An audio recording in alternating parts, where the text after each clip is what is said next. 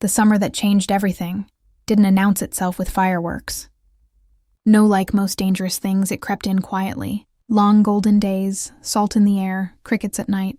Fairhaven was supposed to be predictable. Safe. A postcard town where summers always played out the same way.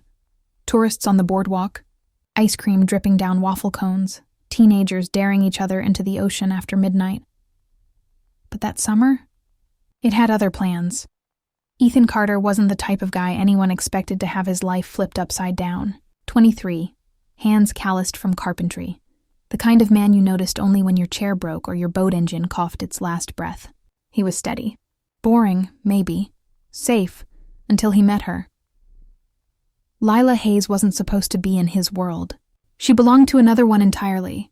Parents with money, a future lined with art museums and city skylines, expectations heavier than chains. The sun was melting into the horizon like liquid gold, scattering streaks of pink and orange across the sky. Fairhaven, small, coastal, sleepy most days, looked like a secret postcard only the locals knew how to read.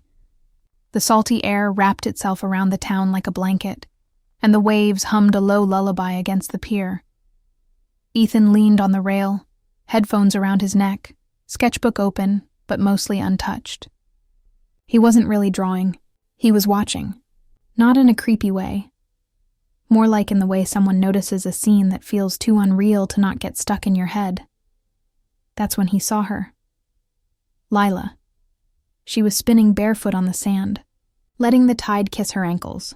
Her laughter floated, light and unbothered, carried by the breeze. The hem of her summer dress danced in the wind, and for a moment, the entire pier, the gulls, the chatter of tourists, it all blurred. It was just her. Ethan blinked. What the hell was that? He wasn't the type to believe in moments. He believed in playlists, in penciled shading, in not getting caught up in drama. But this was different. Hey, a voice interrupted his trance. His best friend Noah nudged him with an elbow. Earth to Ethan, you zoning out again? Ethan rolled his eyes. Just sketching. Yeah, sure, sketching. Noah followed his gaze and smirked. Oh, got it, mystery girl. Ethan shut his sketchbook with a snap. Shut up, but it was too late. Lila turned. Their eyes met, just for a second, like the universe slipped up and let their timelines overlap. She smiled. Not a polite smile, not one of those oops, sorry for catching you staring smiles. No, this was a smile like she already knew him, like the ocean had whispered his name to her before.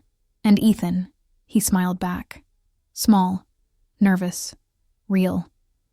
The next day, the town festival lit up the boardwalk. Strings of fairy lights dripped from one end of the pier to the other, and food stalls painted the air with smells of cotton candy, grilled corn, and fried dough. Music pulsed from an old jukebox near the carousel, where kids were begging for just one more ride. Lila was there too. Ethan spotted her instantly, though he'd never admit it out loud. She wore a blue sundress this time, hair tucked behind one ear with a daisy clip. She wasn't the loudest in the crowd, but she was magnetic, the kind of girl who looked like she belonged everywhere she went. Ethan found himself drifting closer. Not on purpose, not entirely. She was at the lemonade stand, coins jingling in her palm. He stood behind her in line, heart suddenly doing drum solos in his chest. She glanced back. Oh, hey, sketchbook guy. His brain short-circuited. Sketchbook guy? She noticed. Yeah, he stammered. That's me. Smooth. Real smooth, her lips curved. You draw? Sometimes? Draw me then. He almost choked. What? Draw me. She tilted her head, daring him. Unless you're only good at doodling seagulls. He smirked despite himself. Seagulls are underrated. Maybe. But I bet you could capture me better than you think.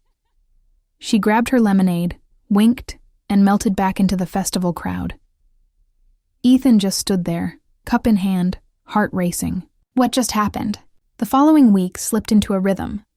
They met again, at the bookstore where she hunted poetry collections, at the record shop where she laughed at Ethan's guilty pleasure playlist, at the pier where she teased him until he finally pulled out his sketchbook. He drew her. Not perfectly, not polished, but in the way only Ethan could, messy, alive, full of motion. "You make me look like I belong in a story," Lila whispered, tracing the page with her finger. "You kind of do," Ethan said before he could stop himself. She looked at him, eyes shimmering like the tide under moonlight. "Maybe you're part of it too."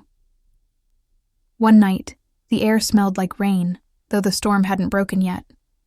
They sat on the lifeguard stand, legs dangling, sharing a bag of gummy bears. "Do you ever feel like—" Lila paused, chewing on the red one. "This town is too small for you?" Ethan shrugged. "Sometimes. But small can be good, safe." "Safe," she repeated, almost bitter. "I don't want safe. I want alive." He glanced at her. She was staring out at the horizon, like she could already see cities, skylines, places with names he hadn't even thought of yet. "You will be," he said softly. "And you?" she asked. "I don't know." He fiddled with the candy wrapper. "I'm not like you." She leaned closer. "Maybe you don't see it yet, but I do. You're meant for more too, Ethan." The storm finally cracked open then, rain pouring, soaking them to the bone. But they didn't move. They just laughed, screaming into the downpour, faces lit with something neither of them had a word for yet. It wasn't love. Not yet, but it was the spark. Part 2. The goodbye summer in Fairhaven had a cruel way of ending. One day it was all fireworks, bonfires, and salt water in your hair. The next, it was luggage lined by the door, engines warming, promises cracking under their own weight. Ethan hated that day. He and Lila sat cross-legged on the pier, sharing a melting ice cream cone that neither of them was eating. The boardwalk buzzed with tourists getting their last taste of vacation. But here, just at the edge of the water, it was quiet. Too quiet. "You're really leaving," Ethan said finally, the words tasting sour in his mouth. Lila's eyes softened. She wasn't in her blue sundress today. She wore ripped jeans, sneakers, and a hoodie that looked 2 sizes too big. Her hair was damp from the ocean. "It's not like I have a choice. My mom's job transfer isn't exactly optional." "I know," Ethan muttered. He traced the wood grain of the pier with his thumb. "Just doesn't feel fair." She tilted her head. "What doesn't?" "You, me, this summer. He sighed. "It feels like it's ending before it even began." Lila leaned closer, bumping his shoulder. "Maybe it's not an ending. Maybe it's just—" Ethan wanted to believe that. God, he wanted to. But reality was louder than hope. The night before she left, they met one last time. Rain. Of course. Fairhaven loved its poetic timing. They stood under a flickering street lamp near the bookstore where they'd first argued about poetry. Lila held a small umbrella, but neither of them cared enough to use it. The rain poured, plastering their hair to their faces. "This is stupid," Ethan said, voice cracking. "Why does it hurt this much?" "Because it mattered," Lila whispered. He clenched his fists, searching for words. Any words. "So what now? We text, we call? Pretend long distance actually works?" Her eyes glistened, and it wasn't just the rain. "Maybe, maybe not. I don't know, Ethan." The honesty in her voice cut deeper than any lie could have. A car horn blared from down the street. Her ride, Lila took a shaky breath. She reached into her pocket, pulled out something small, and pressed it into his hand. A silver daisy hair clip, the same one she'd worn the night he first noticed her at the festival. "Keep this," she said, "so you don't forget." "As if I ever could," Ethan whispered. For a heartbeat, the world stopped. Just them, dripping wet, eyes locked, hearts begging for more time. Then she kissed him. Soft. Desperate. Like goodbye and don't you dare forget me rolled into one. And then she was gone. Ethan stood frozen under the rain, the daisy clip digging into his palm. His chest ached like something had been ripped out and carried away with her. Days turned into weeks. Weeks into months. They tried at first. Texts full of emojis and late-night calls whispered under blankets. They shared playlists, doodles, photos of skies that reminded them of each other. But the distance grew like a shadow, swallowing the light. One night, Ethan stared at his phone. Lila. Sorry, can't talk tonight. Swamped. Ethan. Okay. Miss you, no reply. Hours passed. The silence screamed louder than any words could. He threw the phone onto his bed and buried his face in his pillow. Seasons flipped. Autumn bled into winter. Fairhaven felt emptier without her laughter ricocheting off the pier. Ethan stopped drawing for a while. The daisy clip sat on his desk like a ghost. His friends noticed. Noah nudged him during class one day. You okay, man? I'm fine, Ethan lied, but he wasn't. Every corner of town had her fingerprints. The bookstore, the record shop, the lifeguard stand where they screamed into the storm. He couldn't escape her. Months later, he saw her again, not in person. On Instagram, a photo of Lila in a new city. Bright lights, skyscrapers, hair curled differently, smiling with strangers Ethan didn't recognize. The caption, New Chapter. Ethan's heart cracked. He stared at the picture until his eyes burned, then tossed his phone across the room. For the first time since she left, he whispered the words he never thought he'd say. Maybe it's over. But somewhere deep down, a voice refused to let go, and just like that, part returned 7 years. That's how long it had been since Ethan Carter last saw her. 7 years since rain-soaked kisses under a broken umbrella. 7 years since letters turned into silence. 7 years since he convinced himself that Lila Hayes was just a summer thing. Except she wasn't. She never had been. Fairhaven moved on. The boardwalk got a new coat of paint. The ice cream shop changed owners. Tourists kept coming. Summers kept ending. And Ethan built things. Boats, chairs, a whole workshop by the pier. He became the guy people relied on. Quiet, reliable, hands rough from work, heart wrapped in armor. And yet, every night when the ocean hummed, he still half expected her laughter to cut through the waves. It never did. Until one autumn morning, the harbor smelled like salt and sawdust. Ethan wiped sweat from his forehead, tightening the last bolt on a fishing boat. The gulls squawked overhead. His radio hummed low. Another normal day, then, Ethan. The voice cracked through time like glass shattering. He froze. His wrench slipped, clattering onto the deck. Slowly, like moving through molasses, he turned. And there she was. Lila Hayes. Not the girl he remembered in ripped jeans and summer dresses. This Lila was sharper. Sleek black coat, hair cut shorter, curled just enough to frame her face, boots clicking against the dock. She looked like she'd walked out of a city magazine. But her eyes, those green, ocean glass eyes, were the same. Hi, she said softly, almost like she wasn't sure she was allowed to. Ethan's throat tightened. Words jammed. The only thing that came out was, "You're here." She smiled faintly, nervous.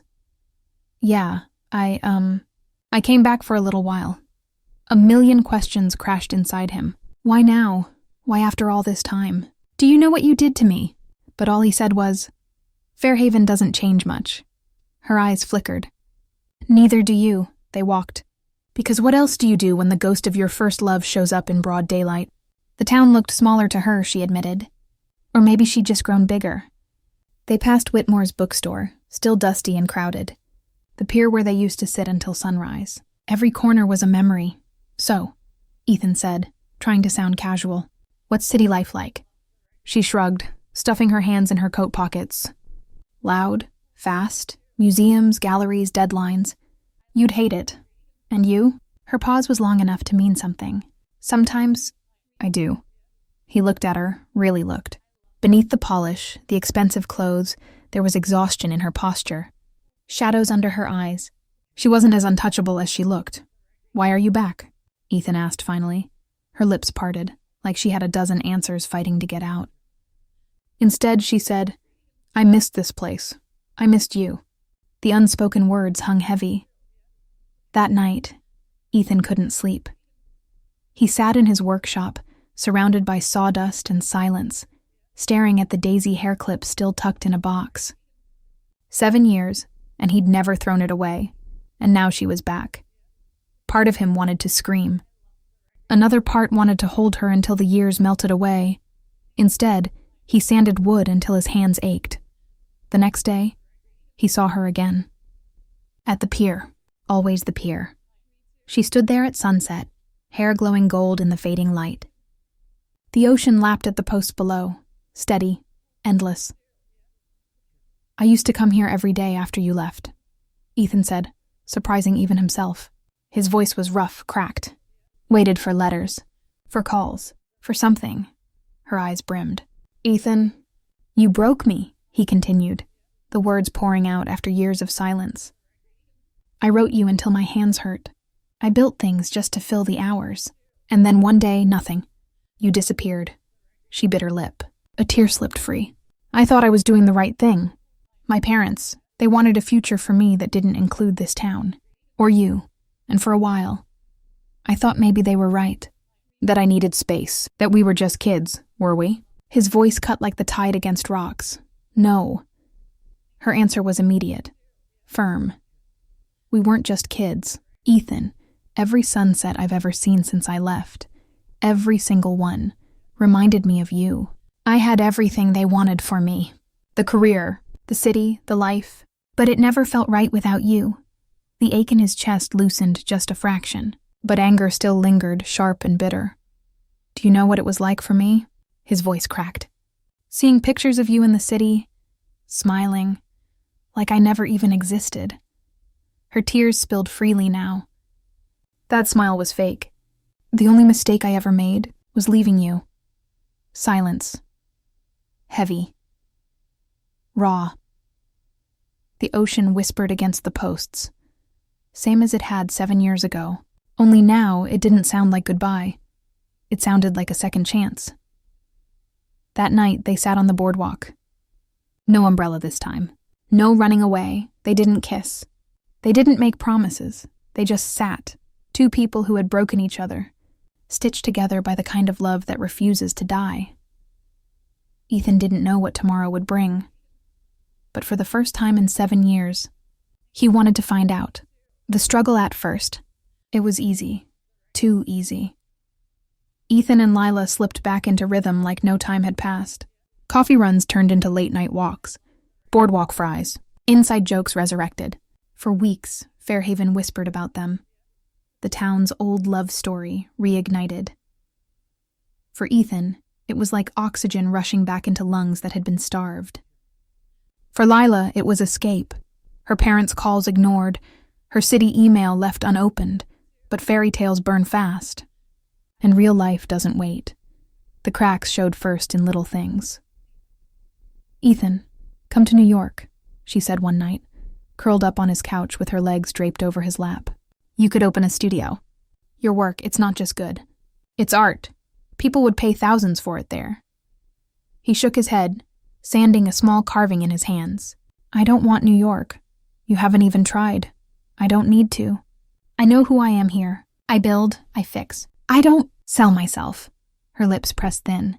"It's not selling yourself. It's sharing what you love with the world." He looked at her, jaw tight. "The world doesn't matter to me. This place does." The silence that followed was heavy, like wet wood that wouldn't burn. The fights grew louder. "Do you even care about my career?" Lila snapped one evening outside the diner, arms folded tight. "Of course I care," Ethan shot back. "But every time you talk about it, it sounds like I'm supposed to give up everything I've built here." Her voice wavered.